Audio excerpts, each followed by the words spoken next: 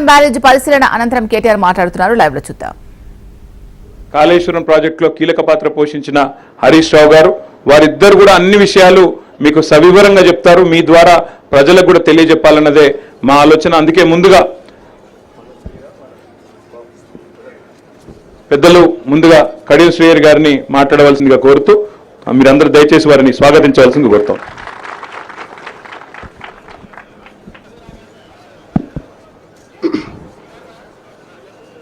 భారత రాష్ట్ర సమితి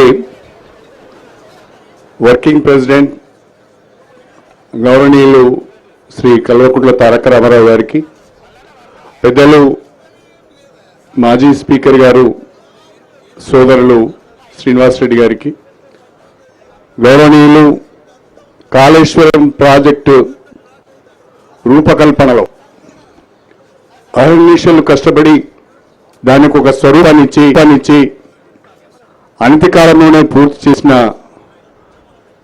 మాజీ నీటిపారుదల శాఖ మంత్రులు సోదరులు హరీష్ రావు గారు, పెద్దలు నామనాగేశ్వరరావు గారు, సభాధ్యక్షులు పుట్టమధు గారు, వేదికపై ఉన్న గౌరవ ప్రతినిధులందరికీ,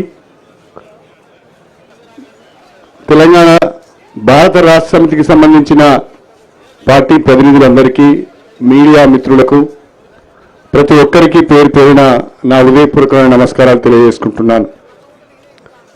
ఉపోద్ఘాతంలో కేటీఆర్ గారు చాలా చక్కగా వివరించడం జరిగింది. కాళేశ్వరం ప్రాజెక్టులో ఒక భాగమైన మేడిగడ్డ బరాజ్ దానికి సంబంధించిన ఒక 2-3 పిల్లర్లు కుంగిపోవడం, తద్వారా ఆ మేడిగడ్డ బ్యారేజ్ డ్యామేజ్ అయింది అని ప్రభుత్వం దృష్టికి రావడం, అదేవిధంగా ఇంజనీర్లు కూడా వాళ్ళ సలహాలు ఇచ్చిన మీదట రాష్ట్ర ప్రభుత్వము దాన్ని ఒక అవకాశంగా తీసుకొని, దాన్ని ఒక ఆసరగా తీసుకొని భారత రాష్ట్ర సమితి పైన, గత ప్రభుత్వం పైన తీవ్రమైన స్థాయిలో రాజకీయ దాడి చేసే ప్రయత్నం చేస్తున్నది. మేడిగడ్డ బరాజు సంబంధించిన పిల్లర్లు కుంగిపోతే మొత్తం కాళేశ్వరం ప్రాజెక్టే పనికి రాకుండా పోయింది. రాష్ట్ర ప్రభుత్వం ఖర్చు చేసిన 93,000 కోట్ల రూపాయలు గోదావరి పాలైనవి. ఇంకా ఆ ప్రాజెక్టు ఉపయోగపడే అవకాశమే లేదు అన్నట్టుగా మాట్లాడుతున్నారు. అంతేకాకుండా స్వయంగా ముఖ్యమంత్రి గారి నాయకత్వంలో ఒక ప్రతినిధి బృందం మేడిగడ్డకు వచ్చి మేడిగడ్డను పరిశీలించి గోరంతలు కొండంతలు చేసి రాష్ట్ర ప్రజలకు ఏదో జరిగిపోయింది అని తప్పుడు సమాచారం ఇచ్చే ప్రయత్నం చేస్తున్నది.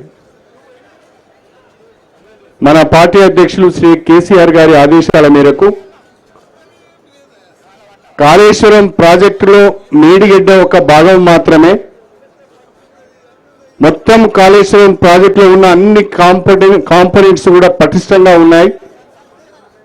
అవన్నీ కూడా రాష్ట్రానికి, రైతాంగానికి ఉపయోగపడే విధంగా ఉన్నాయి. తప్పుడు ప్రచారం కాంగ్రెస్ పార్టీ చేస్తున్నది, ప్రభుత్వం చేస్తున్నది.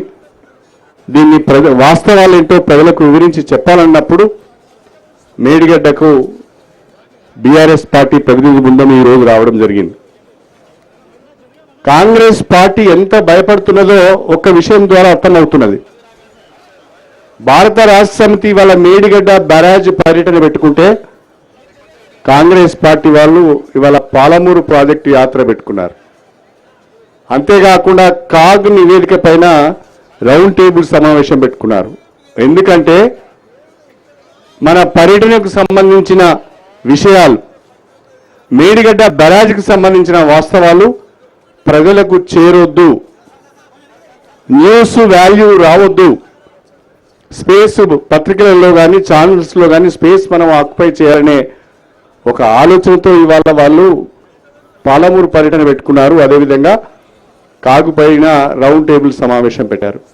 నేను అడుగుతున్న రాష్ట్ర ప్రభుత్వాన్ని, మేము వాస్తవాలు చెప్పడానికి బయలుదేరినప్పుడే పోటీ యాత్రలు మీరు ఎందుకు పెడుతున్నారో ప్రజలకు వివరించి చెప్పాలని చెప్పి నేను కోరుతున్నా.